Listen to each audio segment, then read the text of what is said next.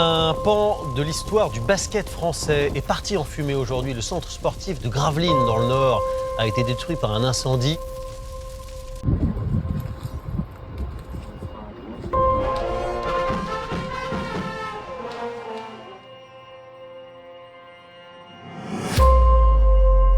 Pour moi, Sportica, ça représentait vraiment la salle du Nord.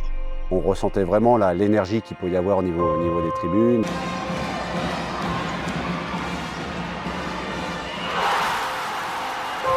Une très grande tristesse parce que moi j'ai connu des grands moments dans cette salle. Tu vois ça, t'en prends pas tes yeux, quoi.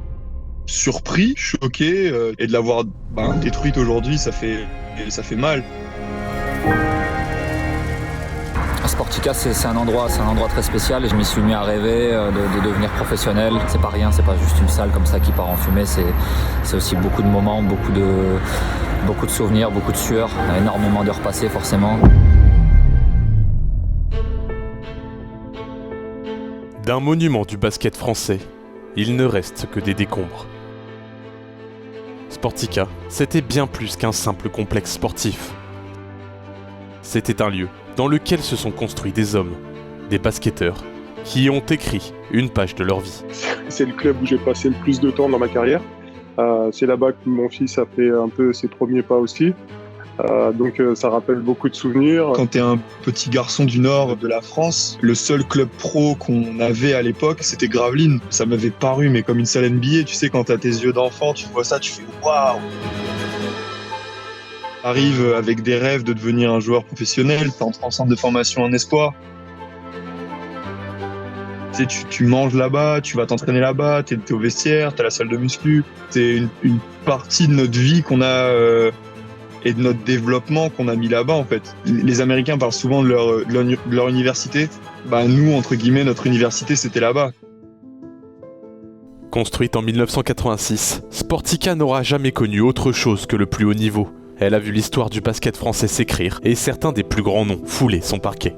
On a 35 ans au plus haut niveau de manière continue. C'est un fil continu de ce qui a été le basket avec des très grands joueurs qui ont foulé ce parquet. D'Hervé Dubuisson à Moustapha Sonko, à Boris Dio, à Tony Parker. C'était une salle à taille humaine, qui n'était pas très très grande, mais où on ressentait vraiment l'énergie qu'il peut y avoir au niveau des tribunes. Il y avait une ambiance fantastique. Moi, je me rappelle de ce match-là, et avec Olivier Bourguin, on était les deux en train de voir comment on pouvait faire basculer ou pas le match d'un côté ou de l'autre. Extraordinaire, quel match! C'est des souvenirs qui restent évidemment en tête et qui ne partiront jamais. C'était l'époque du grand Gravelines contre le grand Chalon, tu sais, où Sportica était rempli. Yannick, Cyril jouaient contre Blake Shield. Ils vont chuter dans les 5 dernières secondes.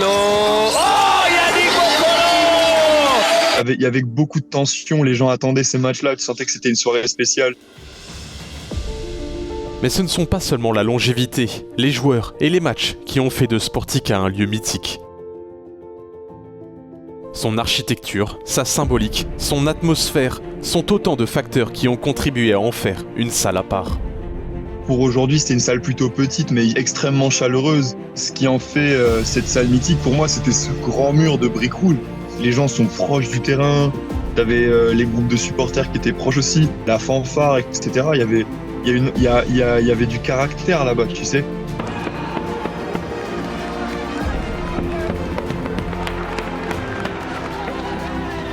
Quand David Kahn, président de Paris Basketball, est venu pour la première fois à Sportica, il m'a dit c'est vraiment une salle particulière, avec une atmosphère, une âme basket comme il y en a peu. C'était vraiment une partie du patrimoine du basket français. Souvent les joueurs américains, même, c'est dans leurs yeux qu'on voit qu'il y a une histoire parce qu'ils arrivent et ils disent c'est pas très grand, mais on sent qu'il y a de l'ambiance. Dès qu'ils font le premier match, ils se sentent bien. Pour moi, Sportica, ça représentait vraiment la salle du Nord. Et de l'avoir détruite aujourd'hui, ça fait mal.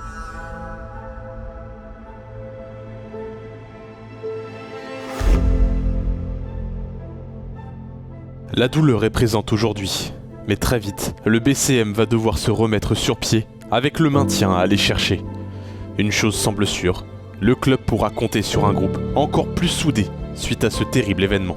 Ce qui est sûr, c'est qu'on a un groupe qui vit bien et qui a des vraies valeurs. Et je suis convaincu, pour avoir échangé avec eux, pour en avoir vu quelques-uns venir prendre des nouvelles, ils ont compris qu'il y avait quelque chose de grand à faire et que surtout c'était quelque chose d'important pour la ville, pour la région, que ce club-là se maintienne.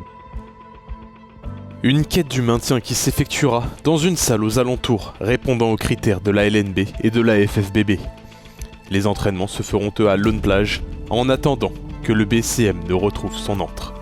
Bertrand Ringot, le maire de Gravelines, l'a annoncé hier, il reconstruira Sportica. C'est un élément important de la ville, c'est un élément important pour la population et Sportica doit ressusciter le plus vite possible. Sportica ressuscitera, mais ceux qui l'ont fait vivre durant toutes ces années tenaient tout de même à faire leurs adieux à leur salle mythique.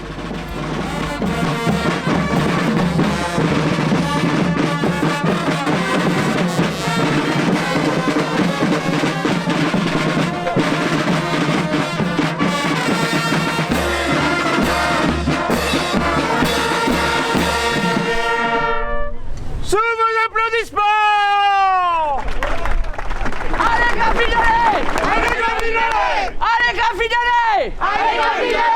Allez Graffinelli! Allez Graffinelli! Vous avez vécu, vous avez supporté, vous avez donné le meilleur de vous-même. Vous étiez là et vous avez toujours été présent. Merci, merci, merci.